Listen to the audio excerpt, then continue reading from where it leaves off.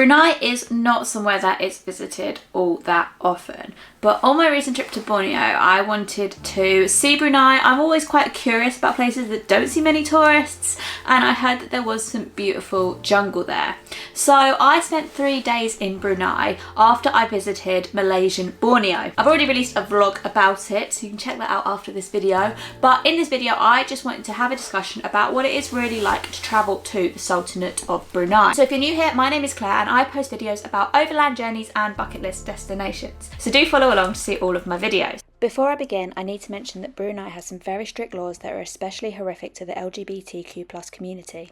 However, I do believe that people are not their governments, and boycotts ultimately harm local people the most. This is why I made the personal choice to visit Brunei independently. So let's talk about arriving in Brunei. So when you fly to Brunei, you need to fill out a form before you land.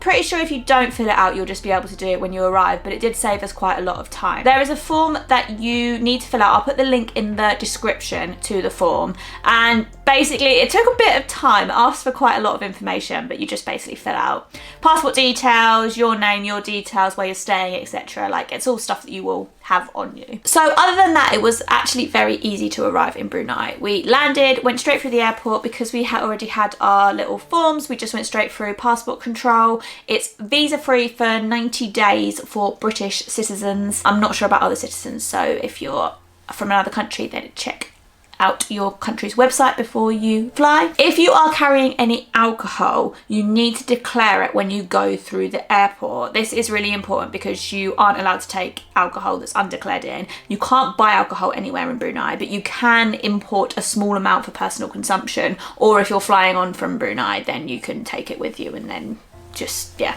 take it out of the country. You do need to fill out a form and completely declare it when you are at the airport, but that's fairly easy to do. If you have any questions, just ask someone at the airport and they will help you.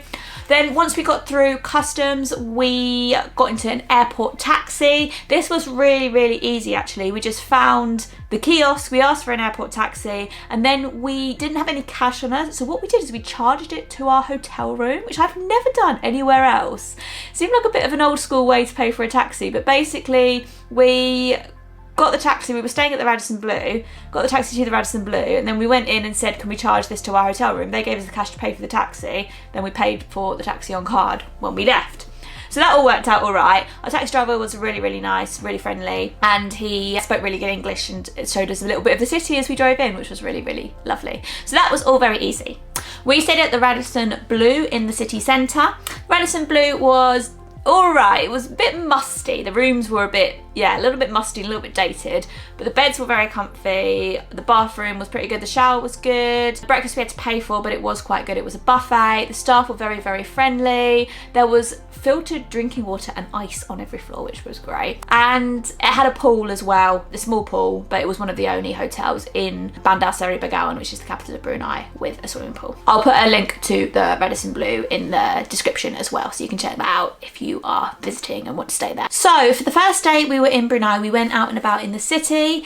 It is very, very walkable and it felt very, very safe. I experienced zero hassle, like absolutely zilch hassle. I walked around a little bit on my own as well. I was with my friends, but I also did a little bit of walking around on my own, and literally no one was any hassle at all. Some people were very friendly, but I mean friendly as in like a good way. People were just sort of checking I was all right and if they could help me. So yeah, I felt completely comfortable walking around, apart from it was very, very hot. And it is actually very walkable. There's traffic lights, pedestrian crossings, there's pavements most places. Aside from Singapore, I would say it's definitely the most walkable place I've been to in Southeast Asia. And yeah, everyone speaks excellent English as well. I think this is partially to do with the Sultan of Brunei studied in England, and I think they really push English a lot.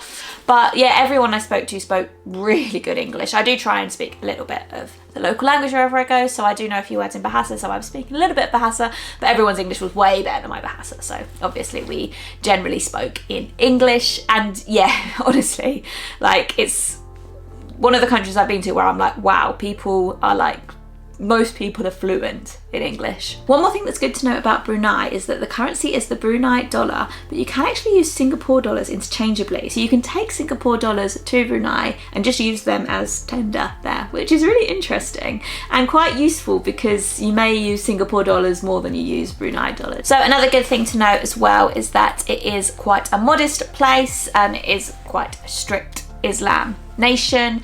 So it is recommended that you cover your shoulders, your chest and your midriff, and then wear long skirt or trousers. You don't have to cover all your arms, like I was wearing a t-shirt sometimes, but as long as you cover sort of this area, it should be okay. No rules about what you need to wear, but that's what I felt most comfortable in, and I personally wouldn't wear shorts in Brunei just because it is a more modest place and I think it is just a bit more respectful. If you visit a mosque, you can borrow a robe with a hood so you can cover your hair using that. You don't need to cover your hair or outside of the mosque. So there are a few things to do in Bandar Seri Begawan. So there's 2 mosques, and one of the mosques, oh my goodness, it was the most beautiful mosque I have ever seen in my life. It was incredible. And I've been to quite a lot of mosques all over the Muslim world, but this one was incredible. So definitely recommend checking that out. There's another one a little bit closer to the city as well. Then there is the Gadong night food market. So there you can get some street food in the evening. That's really nice. There's also the river, so you can take a boat over to Kampong Aya, which is the world's largest water village, or you can take a boat trip up the river to go and hopefully spot some proboscis monkeys. It's really easy to do this. You literally just walk down to the river and you should see someone there who will be able to take you. Both times I walked down to the river, there was someone there like waiting, and immediately they were able to take me. So it's really easy. I paid 30 Brunei dollar for the boat trip, and then we paid like $1 Brunei each just to go over to Kampong, and then $1 each to go back as well. There is also a city waterfall, which is really cool. I went there one morning and before it heated up too much, and yeah, that was really nice. It's like a park with a waterfall. Loads of locals were jogging around there and stuff. It was just a nice place for a walk in the morning, and it's literally right by the hotel. It's like a 15-minute walk from the hotel, which was crazy. The thing about Bandar Seri Begawan that really struck me was that it is literally in the midst of the rainforest. It's, yeah, really interesting city. There's also a few museums in Bandar Seri Begawan as well. A little bit interesting. I went to one which was the Royal Regalia Museum, which was all about the Sultan. It was very intense about the Sultan, I'd say.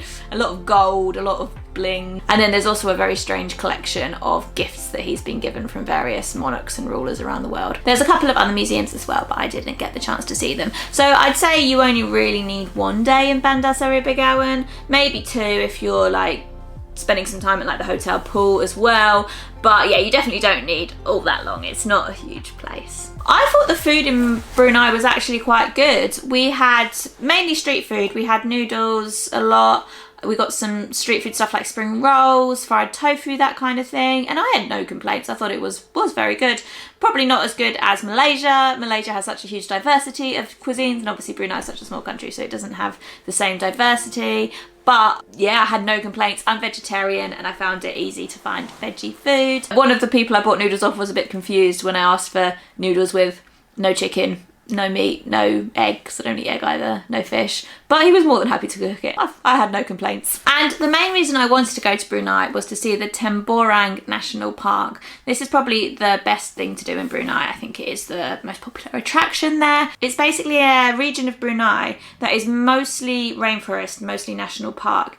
And you drive down to sort of rainforest lodge, and then you take a boat down to the actual national park. We went for a little hike up a hill, and then we went to a watchtower, and we had this amazing view of all of the trees. We didn't see any animals, but it was really cool just to like be in the jungle. You can also go tubing down the river.